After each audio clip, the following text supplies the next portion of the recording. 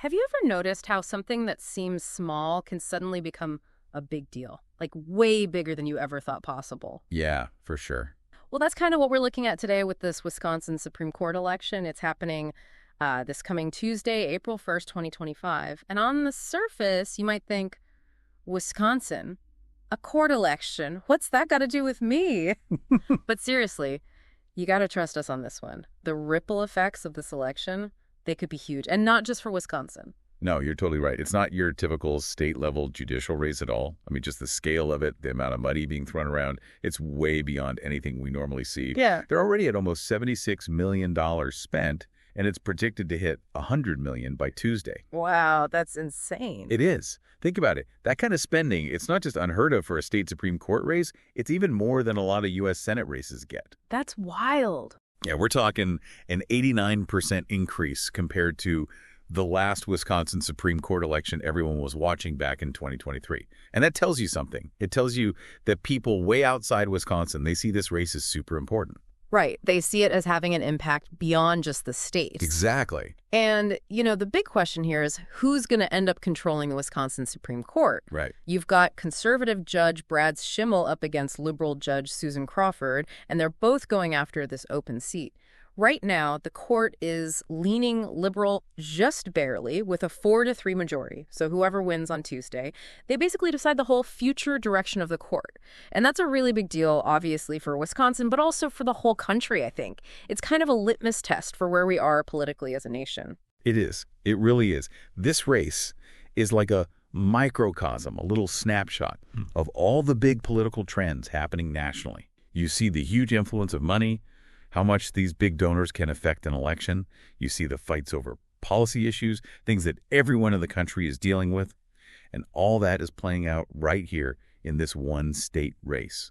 And it's not just, political analysts who are saying this is a big deal, right? Our sources say the voters themselves are seeing this connection to national politics, too. Like, take Michael Orwick. He's a Schimel supporter. And he said this, and it's a really interesting quote. He said, "The pendulum swings back and forth in U.S. elections. And I think this election will be a good indicator of whether the pendulum is going to swing back the other way based on Trump's actions in office."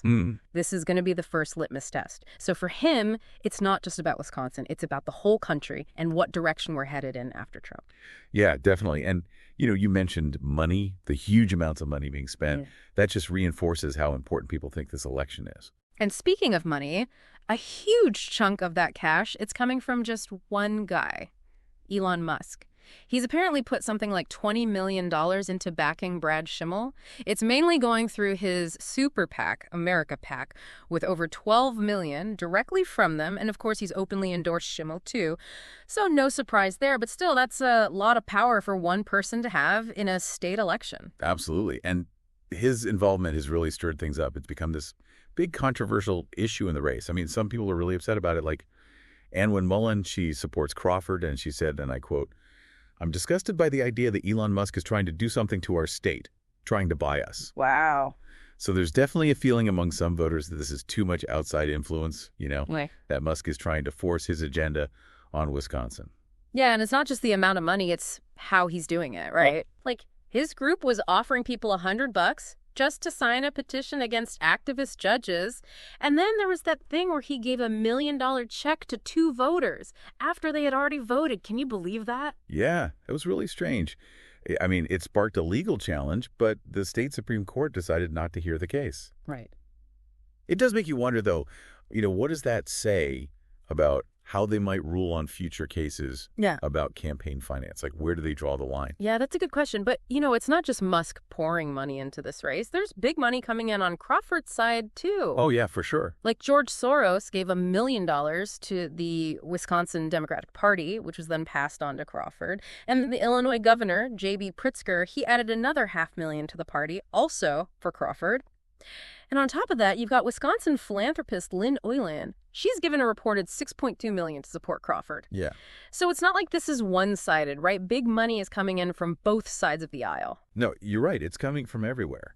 And it seems like a lot of voters are just kind of resigned to it at this point. Like, they might not like it, but they've accepted it as part of how things work now. Yeah, that's a good point. Like Denise Wendell, she said, "I don't like that it's outside money on both sides, but it is what it is. Everyone wants their agenda pushed." It's kind of a cynical view, but maybe that's just the reality of politics these days. It could be. So we've talked about the money, but now let's get to the heart of it. What does all this mean for the people of Wisconsin? What are the actual stakes here? Well, as we've said, the immediate impact is on who controls the Wisconsin Supreme Court. If Crawford wins, the liberals keep their 4-3 majority. But if Schimel wins, the court flips and the conservatives take over. And that shift in power, it could have huge consequences for a whole bunch of policies in Wisconsin. Right. Okay, so let's break down some of these policy areas where this election could make a real difference. First up, and probably the biggest one, abortion rights. Right now, Wisconsin has this old pre-Civil War abortion ban, and it's actually in effect, so no abortions allowed. And Susan Crawford, she's got a clear record of supporting abortion rights. She even represented Planned Parenthood in the past. But Brad Schimel, he's said he thinks this 1849 law is still valid. Now, he's also said that the issue of abortion should be up to the will of the people. But if you look at his history, his past actions and statements, it seems pretty clear he's against abortion.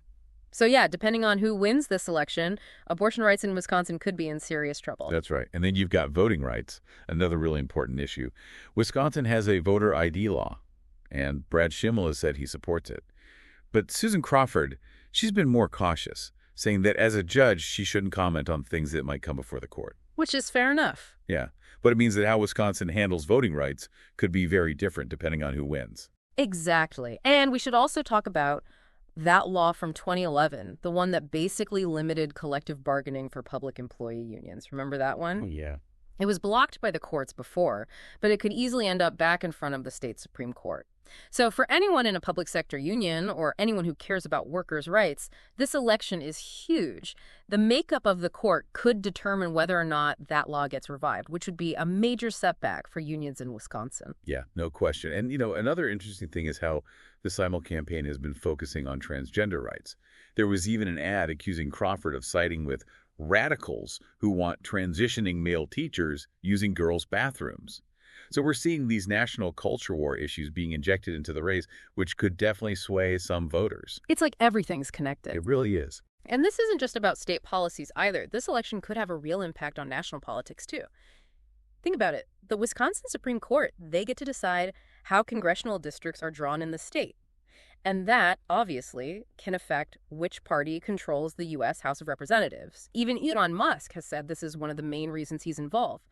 He's worried that if Crawford wins, the maps will get redrawn in a way that costs Republicans 2 House seats. Right. And going back to what we said before about this election being a kind of referendum on Trump, our sources say that voters on both sides are seeing it that way.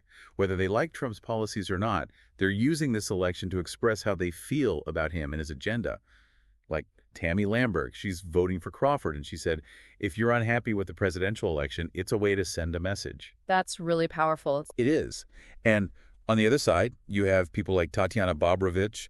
She's a Schimel supporter, and she's hoping this election will bring Wisconsin more in line with the national Republican agenda. She said, we have momentum right now with all these things happening within the national executive branch. So I think this is a great time for our state to become aligned with them. So you can see how national politics is playing a huge role in this supposedly nonpartisan race. Absolutely. Okay, so before we wrap up, let's give our listeners a quick rundown of the 2 candidates. First, we have Brad Schimel. He's a conservative judge currently serving in Waukesha County. And before that, he was the Republican Wisconsin Attorney General. So he's got a lot of experience in both law and politics. And of course, he's got those big endorsements from Trump and Musk. Yep. And then there's Susan Crawford. She's a liberal judge in Dane County. And her background is really interesting. She was an assistant state attorney general, and she was also the chief legal counsel for a Democratic governor. So she's been deep inside state government. And she's got a big endorsement, too, from former President Barack Obama. Yeah, not too shabby. No, not at all.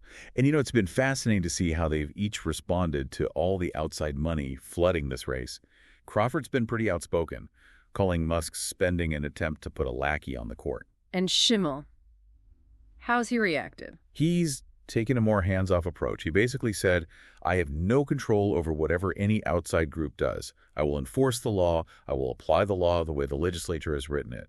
So he's acknowledging the support, but trying to distance himself from any specific tactics or motivations of the outside groups. Right, smart move.